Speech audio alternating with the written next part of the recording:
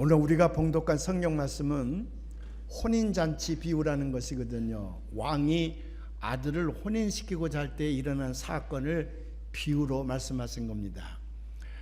이 말씀을 해석하기 위해서는 유대인들은 어떻게 혼인을 했는가, 유대인들의 혼인 풍습에 대해서 잠깐 우리가 먼저 살펴볼 필요가 있습니다.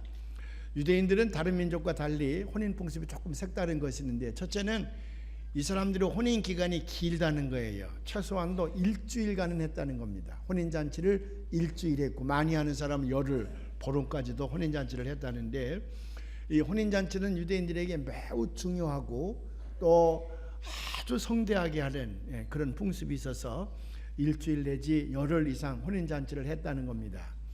두 번째로는 이스라엘 사람들은 혼인잔치를 하게 될 때에 초청을 2번 했다는 거예요.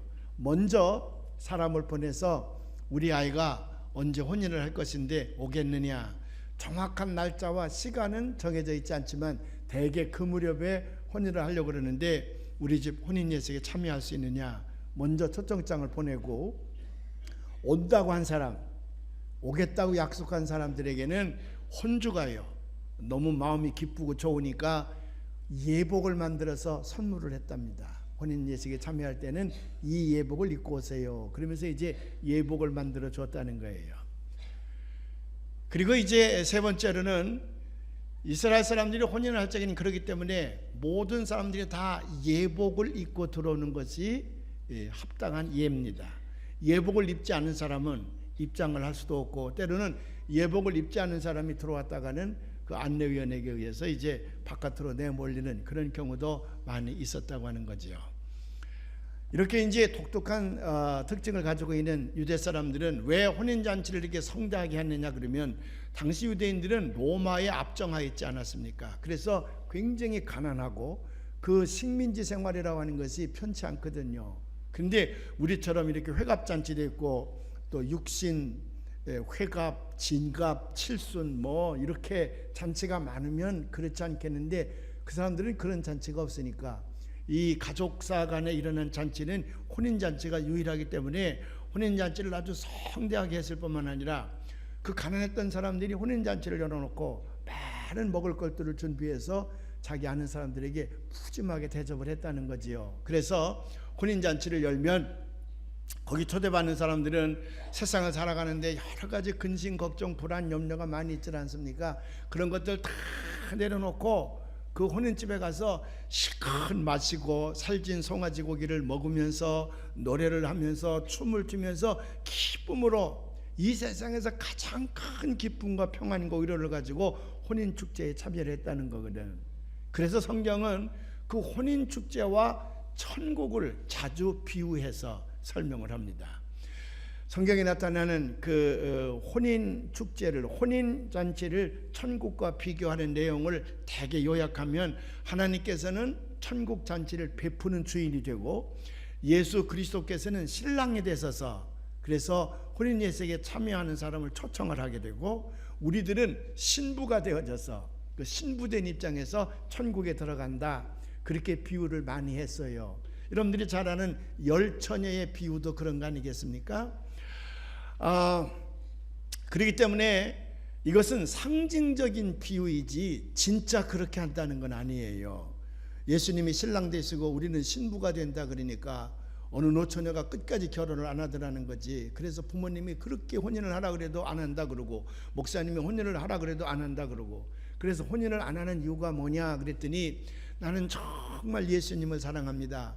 그래서 천국에 가서 예수님과 꼭 결혼하고 싶은데 예수님이 신랑이고 내가 신부니까 이 세상에서 추하고 더러운 남자들에 의해서 내 몸을 더럽히지 아니하고 깨끗하고 정숙하게 가지고 있다가 천국 가서 예수님하고만 결혼하려고 그랬더래요. 맞아요, 틀려요? 성가대 대답해. 맞아요, 틀려요? 맞는다고 그런 사람이 5명은 되는 것 같으네. 이것은 예수님이 우리의 신랑 되신다는 말은 상징적인 용어예요. 상징적인 용어. 우리는 신부고 예수님 신랑, 그래서 그 부부간의 사랑을 예수님과 우리의 사랑으로 이렇게 상징적으로 얘기하는 거지, 만일 그게 팩트라 그러면 저도 신부인데 제가 천국 가서 예수님과 결혼하게 되면 우리는 동성 결혼을 하게 남자와 남자끼리 결혼하니까 동성 결혼하는 게 되잖아요. 이것은 하나의 비유라고 하는 것을 꼭 기억하시기를 바랍니다. 오늘 읽은 이 성경 말씀은 왕이 자기 아들을 결혼시키면서 일어난 사건이에요. 왕이 자기 아들을 결혼을 시키고자 합니다. 그래서 자기가 아는 사람들에게 이미 초청장을 보낸 거예요. 그래서 오겠다고 약속한 사람들에게는 예복까지도 다 보내줬습니다. 그래서 결혼식 당일날 사람들을 보내서 정중히 예식장으로 그분들을 모셔오게 됐습니다. 요 풍습은요 아직도 서양 사람들에게 살아있어서 우리는 결혼 예식을 할 때에 그냥 주례자가 앞에 서 있고 신랑 신부가 들어오고 신랑 부모님이 앞에 앉아 있잖아요. 하객들 보고 자꾸 들어오라고 광고를 해요. 앞자리가 비었으니 들어오십시오. 사진을 찍으면 빈자리가 보기 싫지 않습니까? 그러니 앞에서부터 앉으세요. 그래도 예식장에 간 사람들이 앞에 들어오지 않고 저 바깥에서 자기들끼리 만나서 얘기만 하고 자리가 텅텅 비는 경우가 많잖아요. 근데 이 서구 사람들은요 결혼식을 그렇게 하지 아니하고 이미 안내위원들이 바깥에서 몇 명이 서 있습니다. 남자 여자 한 대여섯 명이 서 있다가 하객이 오면 남자 손님이 오면 여자 안내위원이 가서 팔을 이렇게 딱 잡고서 여기다 얹으라 그러고는 그분을 이 자리까지 정중하게 안내해서 앉히고 나갑니다. 또 여자 손님이 오면 남자 안내원이 팔을 들어서 그분들의 팔을 여기다 얹게 해서 차곡차곡 앞에서부터 앉게 하니까 뭐 앞에서부터 앉으십시오, 빈자리를 채워주십시오 그런 얘기 안 해도 잘 이렇게 안내하는 걸 볼 수가 있어요. 오늘 우리 교회 안내위원들도 이 교회 안에서는 우리 헌금위원들이 안내위원을 하는데 그냥 뻣뻣하게 계시지 말고 오시면 정중하게 인사를 하고 그분의 손을 잡아서 저 안에서부터 차곡차곡 앉히셨으면 참 좋겠어요. 근데 우리 사람들은 조금 무뚝뚝해가지고 헌금위원들이 곳곳에 많이 서 있는데도 자기 혼자만 서 있지 오시는 분에게 눈길 한 번 안 줘. 얼마나 뚝뚝하게 서 있는지 몰라요. 앞으로 우리 헌금위원들이 자리까지 잘 이렇게 안내해 주시기를 바랍니다. 그러면 오는 사람들이 기분이 참 좋아요. 마음의 문이 확 열리잖아요. 여기 이스라엘 사람들은 아예 집에서부터 모셔온 거예요. 혼인 당일날 집에까지 사람을 보내서 혼인 예식까지 모시고 온 겁니다. 임금의 아들이 결혼하는 날 오겠다고 약속한 사람들에게 이제 사람이 간 겁니다. 가서 오늘 임금의 아들이 혼인 예식이니 같이 갑시다. 그러면 당연히 이미 받은 혼인 예복을 입고 머리에 기름을 바르고 준비를 하고 있다가 자기를 모시러 온 사람과 함께 혼인 예식에 참여해야 되는데 별일이 생겼어요. 혼인 예식에 참여하라고 사람이 왔는데 거들떠 보지도 않아. 어떤 사람은 오는 사람을 돌아보지도 않고 밭에 나가서 일을 하고 어떤 사람은 장사하러 나가는 거예요. 거기까지는 좋은데 이상한 일이 벌어져서 혼인잔치에 오라고 모시러 온 그 종을 모욕을 하고 심지어는 죽이기까지 했다. 상당히 극단적인 일 아닙니까? 안 가면 그만이지 그 온 사람을 모욕을 준다든지 그 사람을 죽인다고 하는 것은 있을 수 없는 일인데 이렇게 극단적인 비유를 예수님께서 하시는 까닭은 그만큼 우리 인간의 심성이 패역하게 됐다. 그만큼 완악한 심성을 우리가 갖게 되었다고 하는 것을 여기 나타내는 겁니다. 왕이 화가 났습니다. 안 오면 되지. 내가 보낸 종들까지도 너희들이 다 모욕을 주고 죽였느냐? 내가 가만두지 않겠다.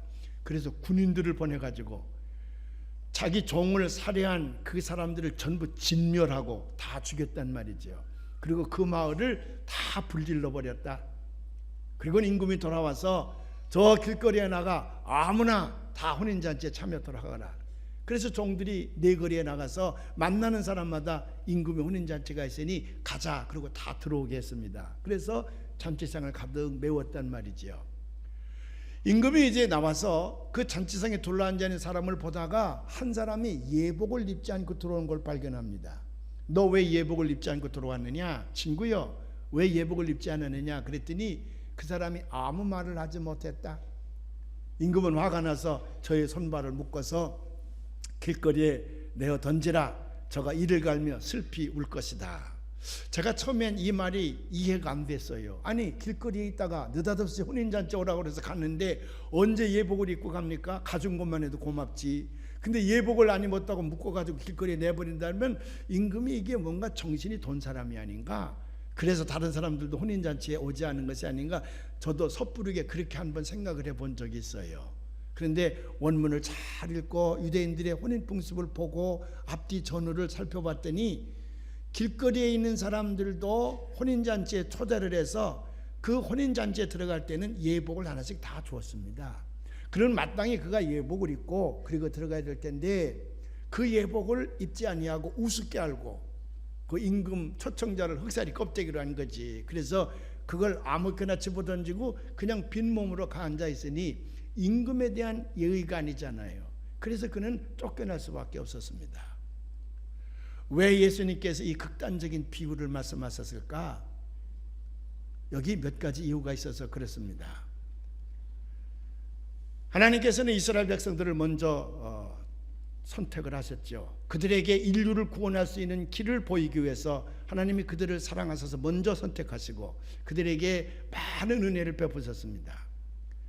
그런데 이 사람들이 하나님 말씀을 거역을 하고 불순종하여 타락의 길로 간단 말이에요.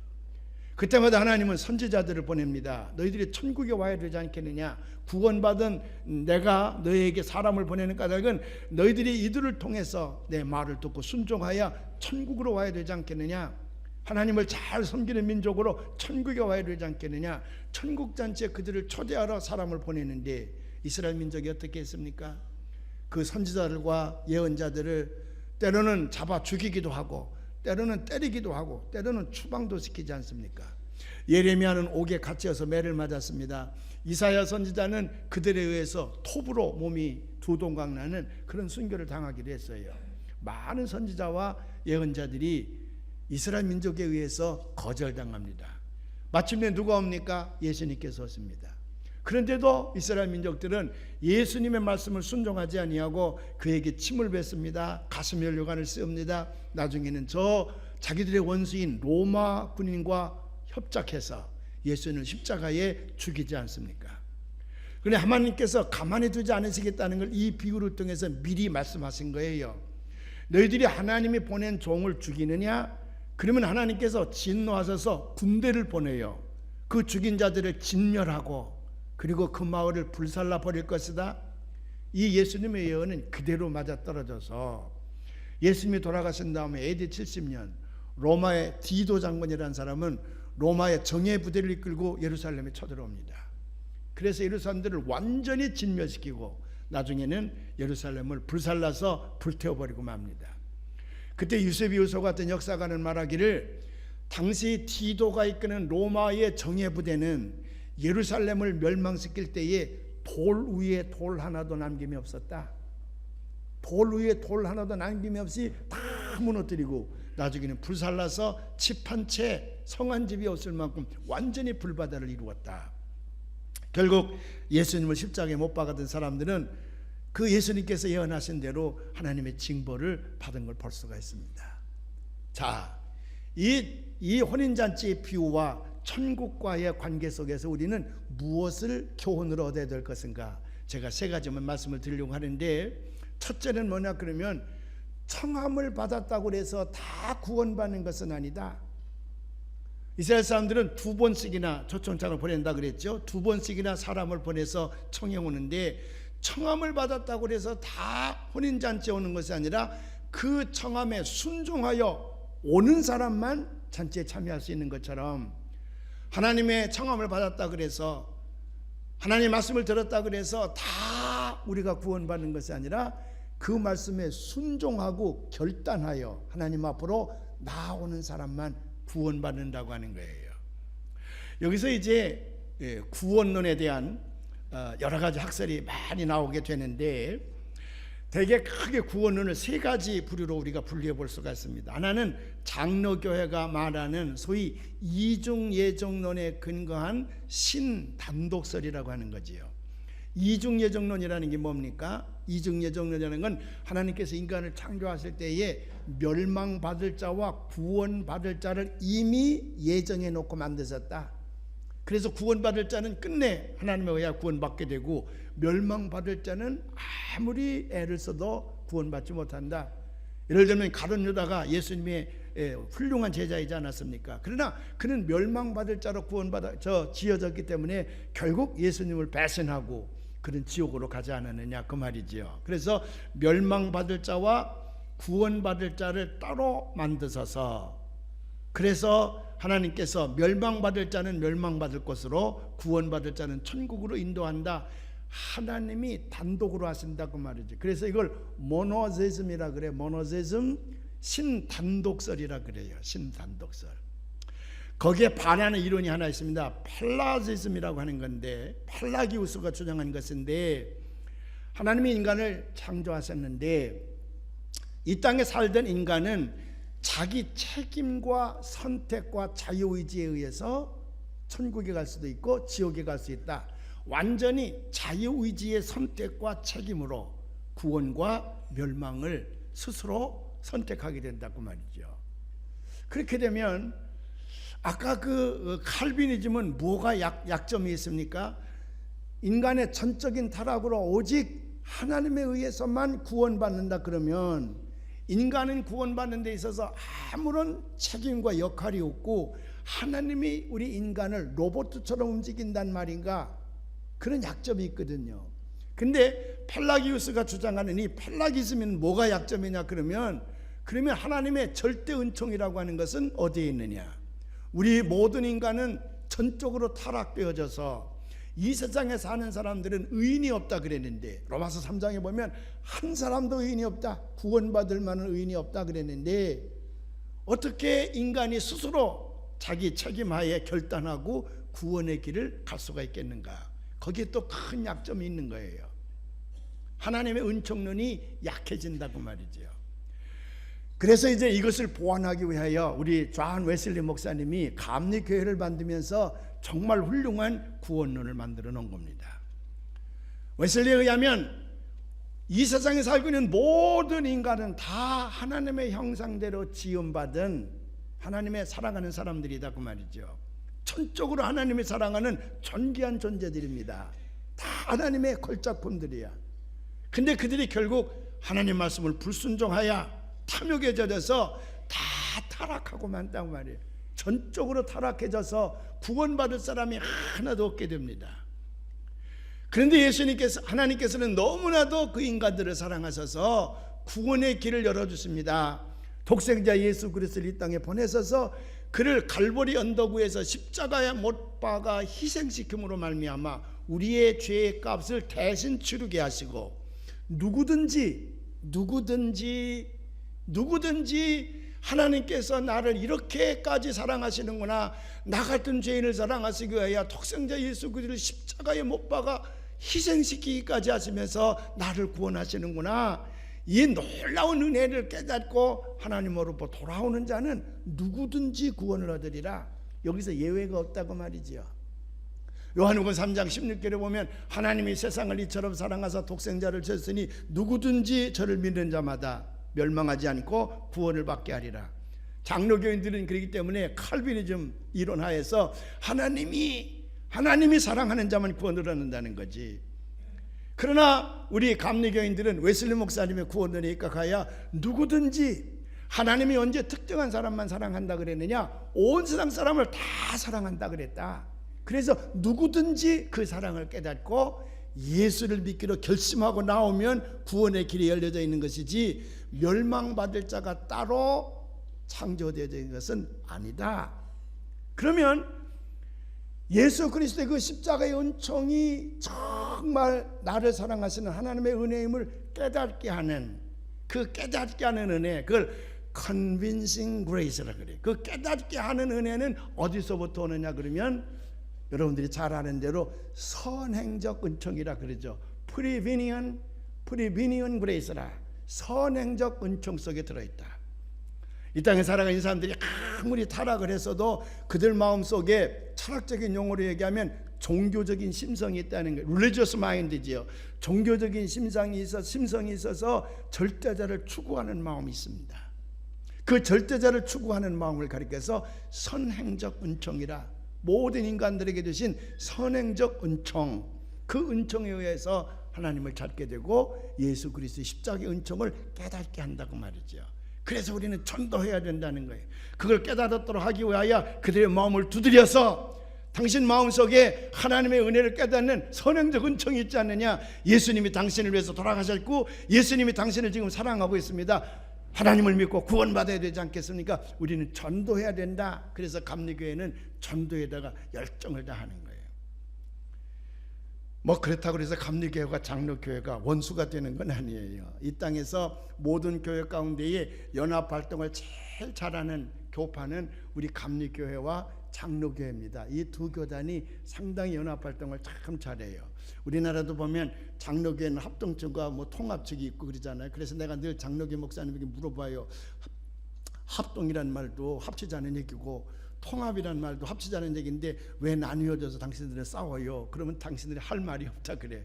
자기들끼리는 잘 못 어울려도 우리 감리교인들하고는 잘 어울려서 그래서 연합활동도 잘하고 어디 선교활동도 참 잘하고 그럽니다. 다만 이 두 교단이 구원에 대한 핵심 포인트가 조금 다른 거예요. 이거 가지고 이제 논쟁을 많이 하는데 이건 상당히 건강한 논쟁이에요. 서로 이익을 추구하기 위해서 논쟁을 벌이는 것이 아니라 좀 더 하나님의 진리를 가까이 발견하기 위해서 논쟁을 벌이는 것이기 때문에 상당히 그 발전적이고 건강한 논쟁입니다. 그게 칼비니즘과 우리 웨슬리안 우리 감리교인들과 여기서 문제가 있어요. 그래서 이제 저희들은 장로교인들에게 너희들 왜 전도하니? 전도할 필요가 없지 않니? 근데 왜 우리보다 더 열심히 전도하려고 그래? 어차피 구원받을 자와 구원받지 못할 자가 따로 예정되어졌다 그러면 전도 안 해도 구원받을 사람 구원받고 멸망받을 사람 멸망받을 것인데 왜 전도하냐고 우리가 이제 장로교 목사님들을 많이 놀리곤 하지요. 그러나 우리는 여러분 감리교회 다니는데 이 감리교회 구원론을 잘 이해하시기를 바랍니다. 하나님은요 누구든지 그 십자가의 은혜를 깨닫고 돌아오기만 하면 구원의 문을 열어주시는 줄로 믿습니다. 아멘. 그러나 이 혼인잔치에서 우리가 깨달은 것처럼 아무리 우리가 초청을 한다 할지라도 하나님이 아무리 우리에게 복음의 메시지를 전해서 우리를 오라 하신다 하더라도 결단하고 하나님 앞에 가지 아니하면 구원의 길이 없다.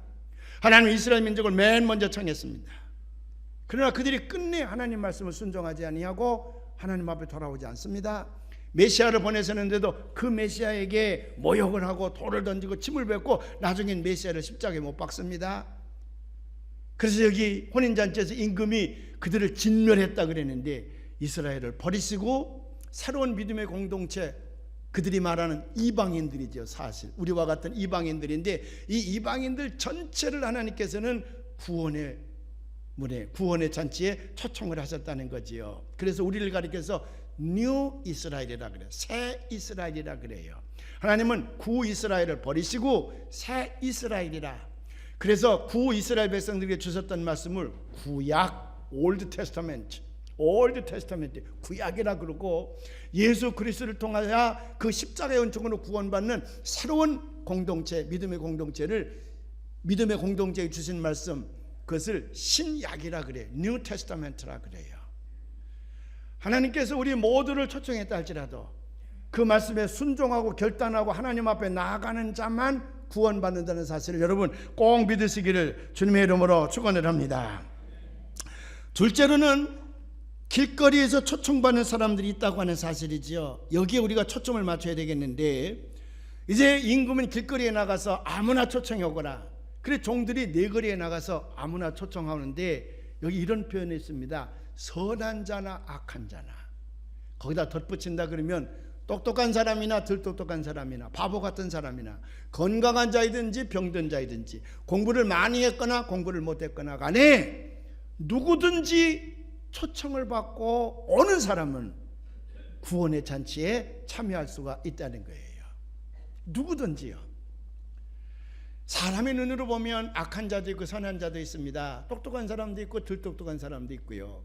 공부를 많이 해서 유식한 사람이 있는가 하면 공부를 못해서 무식한 사람도 있고요. 잘생긴 사람도 있고 못생긴 사람도 있어. 사람이 보면요. 근데 하나님 보면 다 똑같아. 하나님 보면 다 똑같아.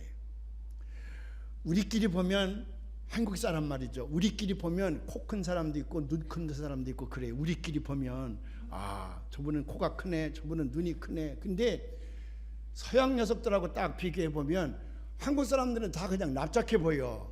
그래서 그 빈대떡이라 그러잖아요. 워낙 서양 사람은 코가 이렇게 크고요, 눈이 양 이만해가지고 우리 머리까지 들어갈 만큼 큰 것 같은 느낌이 들어서 처음에는 제가 미국 사람들을 분간을 잘 못했다니까.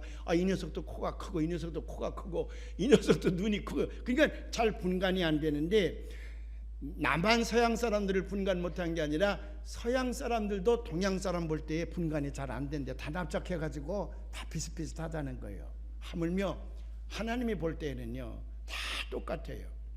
하나님이 인간을 내려다볼 때는 두 가지가 다 똑같다 그래서. 하나는 뭐냐? 자기의 걸작품들이야. 그 하나를 유일한 존재로 하나님께서 만들어서 이 땅에 보내셨거든. 하나님이 정성이 들어간 다 걸작품들이에요. 하나님이 사랑할 수밖에 없는 인간들입니다. 이 모든 인간은 한 사람도, 저 북한에 사는 사람이든지 저 김일성이나 김정일까지 이르기까지 모든 사람들은 다 하나님이 뜻에 계셔서 만들어 이 땅에 보내셨습니다. 근데 두 번째 똑같은 게 있어. 그건 뭐냐면 한 사람도 하나님의 뜻대로 살아가는 사람이 없다는 거예요. 저 김정일만 나쁜 짓 하는 것이 아니라 나 같은 죄인 그러잖아요. 나도 하나님 앞에서 보면 김정일과 별로 다를 게 없다는 거지. 모든 인간은 다 하나님의 걸작품인데도 불구하고 모두가 다 타락하여 구원받을 사람이 없어. 멸망받을 수밖에 없어. 이것이 하나님 마음을 아프게 하는 거예요. 한 사람도 의인이 없었다, 그 말은 그 얘기거든요. 그래서 너무나도 우리를 사랑하시는 하나님께서는 독생자를 보냈습니다. 우리가 치러야 될, 우리가 멸망으로 인해 치러야 될 죄값을 자기 독생자 예수 그리스도 하여금 치르게 하시고 우리에게 복음을 전하시는 거예요. 내가 이만큼 너희를 사랑한다. 내 아들을 너희 대신에 십자가에서 못 박을 만큼 희생시킬 만큼 너희들을 사랑하니, 그러니 너희들이 내 사랑을 깨닫고 오너라. 나한테 오기만 하면 내가 너희를 구원하리라. 그래서 우리가 구원받게 된 줄로 믿습니다. 내가 먼저 가룟 유다나 저 김정일이나 김일성보다 나아서 구원받은 것이 아니라 하나님께서 나를 하여금 깨닫게 하는 은총을 주셨는데, 그 예수 그리스도의 십자가를 바라볼 때마다 나 같은 죄인을 용서해 주시기 위하여 하나님께서는 자기 아들 독생자를 희생시켰구나. 그래서 나에게 구원의 길을 열어주셨구나. 그래서 우리가 구원의 길에 들어서게 된 줄로 믿습니다. 오늘도 하나님 우리에게 말씀하십니다. 오라! 누구든지 오라! 나에게 오기만 하면, 저 십자가의 사랑을 깨닫 오기만 하면 내가 너희를 구원시켜 주리라. 오라 오라 방황치 말고 오라. 죄 있는 자들아 이리로 오라. 주 예수 앞에 오라. 손 들고 간절히 오라고 부르실 때에 우리는 지체하랴. 주님의 은혜를 왜 아니 받고 못 들은 채 하려나. 오라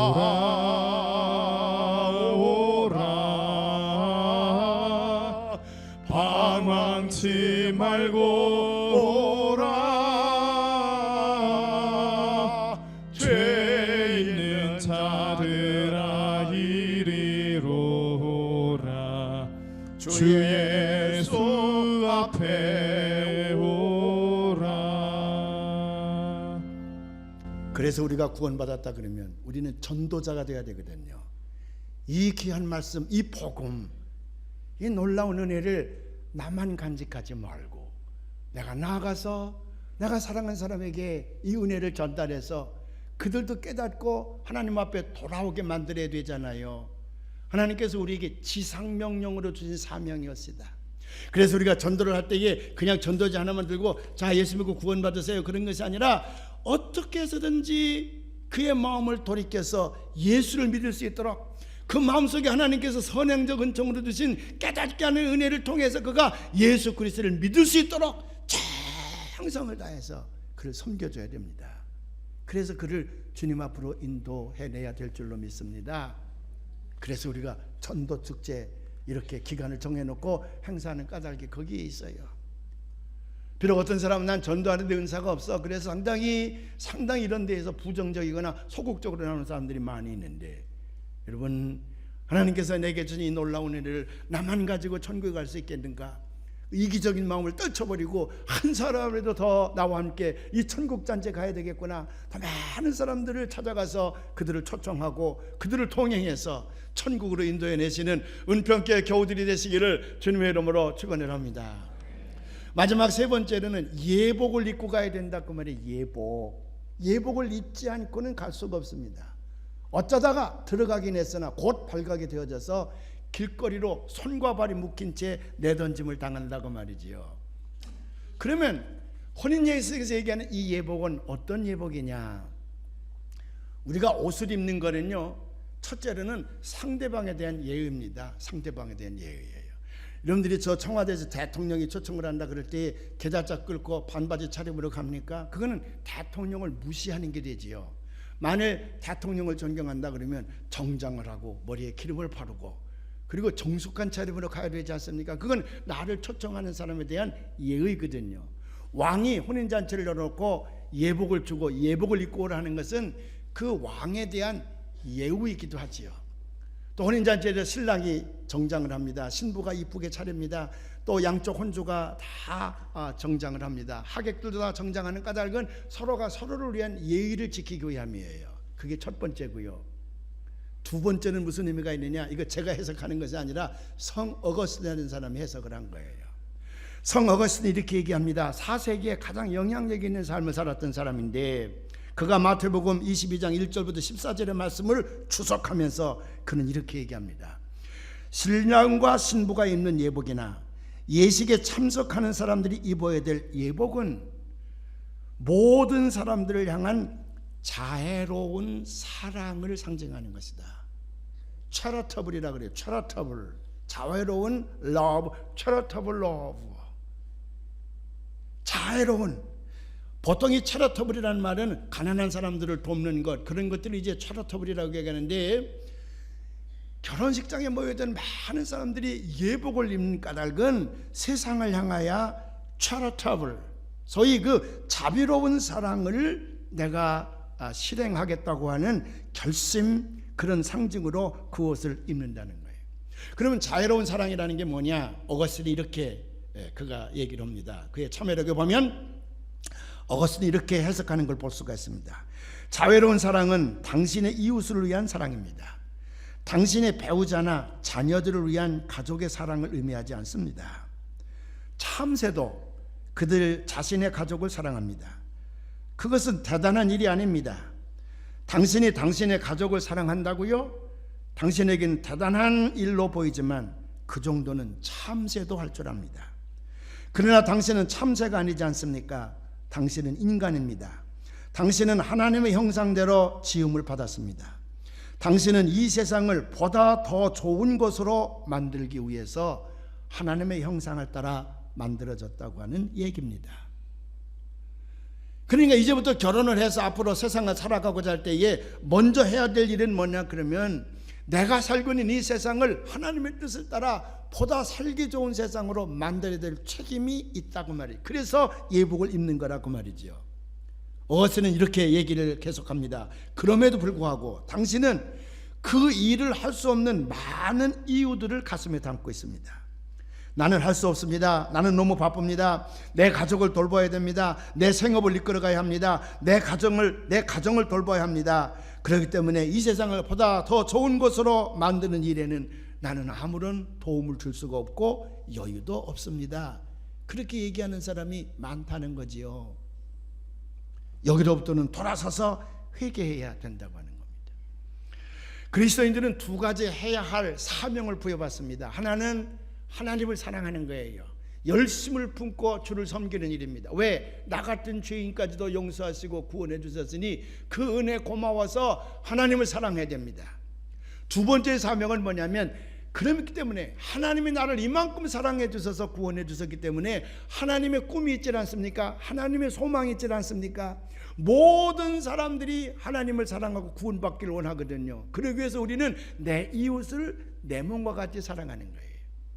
그래서 구원의 잔치에 들어갈 예복은 두 가지 실로 짜여진 예복인데, 하나는 하나님을 진정으로 사랑하는 날줄과, 하나님을 진정으로 사랑하는 날줄과 이웃을 내 몸처럼 진심으로 사랑하는 씨줄이 교차돼서 짜여지는 옷, 그 예복을 입고 구원의 잔치에 참여해야 된다고 말이죠. 다른 게 필요한 게 아닙니다. 이 예복을 입고 구원의 잔치에 참여해야 된다고 하는 거예요. 누구든지 공부를 했든 못했든, 돈이 있든 없든, 높은 직에 있든 없든, 잘생겼건 못생겼건, 선한 사람이건 착한 사람이건 누구든지 이 두 가지 예복을 입고, 두 가지 실로 짜진 예복을 입고 구원의 잔치에 참여해야 하나님의 칭찬을 들을 수가 있다는 거죠. 강남의 어느 큰 부자교회에서 일어난 사건입니다. 5가족 모여서 속회를 만들었는데, 그 속장님은 초등학교도 제대로 다니지 못한 가방끈이 짧은 무식한 속장님이에요. 그리고 나머지 4가정은 사회적으로 이렇다 할 그 직급을 가지고 있는 대단한 인물입니다. 그 중에 하나는 철학 교수가 있었고, 그 다음에 하나는 경영학을 전공한 높은 직위에 있는 사람이 있었고, 또 하나는 심리학 박사가 있었습니다. 금요일마다 모여서 속회를 드리는데 매주 빠지지 않고 속회 예배가 이루어지는 거예요. 그때 어느 날 철학 교수가 이렇게 얘기합니다. 속장님, 우리 바쁜 사람들이 사회적인 신분으로 보면 금요일날 도저히 모일 수가 없는 사람들인데도 우리가 이렇게 모이는 걸 보면 기적입니다. 그러니 이 아까운 시간을 낭비하지 말고 좋은 책을 선정을 해서 그 책을 읽고 토론하면서 예배를 드리면 어떻겠습니까? 무식한 속장의 얘기를 듣자니 자존심이 좀 상한다, 그 얘기지요. 그러니까 아주 어려운 책을 골라서 그걸 읽고 서로 해석하면서 수준 있게 예배를 보자는 거지. 그때 속장님이 이렇게 대답을 했답니다. 네, 참 좋은 생각입니다. 저도 그렇게 했으면 참 좋겠습니다. 그런데 저는 워낙 무식해서 철학이나 심리학이나 경영학을 가지고 성경을 해석할 줄 모릅니다. 제가 할 수 있는 일은 성경을 읽고 예수를 믿은 사람들이 술주정뱅이에 있다가 술을 끊고 새 사람이 됐다든지, 향락에 빠져서 가정을 버렸던 사람들이 다시 가정으로 돌아온다든지, 반항기에 자기 인생을 망치는 젊은이들이 성경을 읽고 하나님 앞으로 돌아와서 그들의 미래를 새롭게 개척해 나간다든지, 이런 사람들이 성경을 통해서 새 사람이 된 것만 나는 압니다. 그래서 우리의 삶 속에서 이루어지는 일을 통해서 성경을 해석할 줄밖에 모릅니다. 그러니 어떻게 하면 좋습니까? 참 죄송합니다. 그때에 경영학 박사가 하는 말이, 우리가 이렇게 금요일마다 모이는 건 누가 거창한 사람들이 모이라 그랬으면 우리는 안 모였을 겁니다. 근데 저 속장님이 너무 전화를 많이 하고 무슨 일만 있으면 우리 가정을 그렇게 돕고 우리 아이들을 챙겨주고 그저 금요일마다 아침부터 전화를 해서 성가시게 하고 하니까 저 속장님의 끈질긴 것 때문에 우리가 이렇게 모이질 않습니까? 그러니 좋은 책을 통해서도 은혜 받는 게 중요하지만 저 속장님의 삶을 통해서 성경을 이해하는 게 좋겠습니다. 그러니 오늘 우리가 기도하십시다. 그래서 기도하기 시작을 하는데 성령의 불이 임해가지고 회개의 역사가 나타나기 시작을 하는데, 그 심리학 박사님이나 경영학 박사님이나 철학 박사님 모두가 다 엉엉 울면서 말씀대로 살지 못했던 자기 자신들의 모습을 회개하고요, 그들이 신앙이 불릴 듯 했다는 거예요. 그래서 그들이 책을 만들어낸 것이 있어. 우리는 이렇게 교만했다. 무식한 속장님을 통해서 우리의 삶이 이렇게 변화되어졌다. 나만 알고 나만 똑똑한 줄 알았는데 속장님의 삶을 통해서 나도 다른 사람을 돌볼 수 있게 됐고 다른 사람과 삶을 나눌 수 있게 됐다. 이것이 그리스도의 삶이 아닌가. 어떤 사람이 천국에 갔더니요, 이상한 버섯 같은 것들이 쭉 있더라는 거지. 어디 가니까 쌓여 있기도 하고. 가만히 가보니까 버섯은 아닌데, 그래 물어봤더니 천사 보고 이게 다 뭐요? 버섯도 아닌데 뭐요? 그랬더니 인간의 귀라 그러더래. 귀. 그것도 인간의 귀가 이렇게 천국에 많이 왔습니까? 그랬더니 천사가 했다는 말이, 저 세상에는 교인들이 주일날 교회 가 설교 들을 때는 좋은 얘기를 많이 들었는데 그것을 삶의 현장에서 실천하지 못하니까 들은 귀만 다 천국에 오고 나머지는 그냥 다 지옥에 가 있다 그랬더니. 사랑하는 여러분, 우리가 잘나서 구원받은 것도 아니고 돈이 있어 구원받은 것도 아니고요, 우리가 많이 배워서 구원받은 것도 아니고 전적으로 하나님의 사랑이 우리에게 임했기 때문에 구원받지 않았습니까? 그렇다 그러면 우리를 그렇게도 사랑하시는 하나님의 뜻이 무엇인지 그걸 깨달아야 되는데, 그 첫 번째가 내 옆에 있는 사람들을 돌보는 거예요. 그들을 잘 사랑으로 녹여서 그들도 나와 함께 천국잔치에 가게 하는 거예요. 이것이 우리 믿는 사람들이 입어야 될 예복인 줄로 믿습니다. 오늘 우리가 처음 불렀던 찬송은 미국에서 가장 유행했던 찬송가입니다. 1950년 60년대에 미국 사람들의 가슴을 울렸던 찬송가인데 가사가요 너무너무 은혜스러워요. 오늘도 미국 감리교에서는 이 찬송을 많이 부릅니다. 제가 나옛부터 들은 말씀, 우리 구세주에서는 그렇게 번역을 좀 했지만 조금 번역이 서툴긴 했어요. 노래 부르다 보면 문맥이 잘 통하지가 않은 부분이 있긴 하지만 그 원문에 보면 이렇습니다. I heard old story. 난 오래된 얘기를 들었습니다. How Savior came from glory. 나의 구소주께서 그 영광을 버리시고 이 땅에 오신 얘기인데, How He gave His life. 어떻게 그 고귀한 생명을 바치셨을까? 어디에서? On Calvary, 칼보리 언덕에서 바치셨을까? 더군다나 나와 같은 이 죄 많은 인간, 이 추한 인간을 구원해 주시기 위하여 자기의 생명을 어떻게 바쳤을까? 그 얘기를 내가 들었다 그 말이지요. I heard about His groaning. 내가 지은 죄가 너무 더럽고 추해서 도저히 용서받을 수 없는 것을 그 예수님께서 십자가에 못 박히시고 물 한 방울 피 한 방울 남김없이 다 쏟으시면서 너무 괴로워 부르짖던 그 예수님의 부르짖음, 나를 위해 흘리셨던 그 보혈의 은총, 그걸로 인해서 내가 구원받아 새 사람 되었으니 이 얼마나 큰 은혜인가 그 말이거든요. 우리 뜻을 생각하면서 이 찬송을 한번 다 같이 불러보십시다. 나옛부터 들은 말씀, 우리 구세주 예수님 나를 위하여 주신 생명, 내 죄를 씻었네.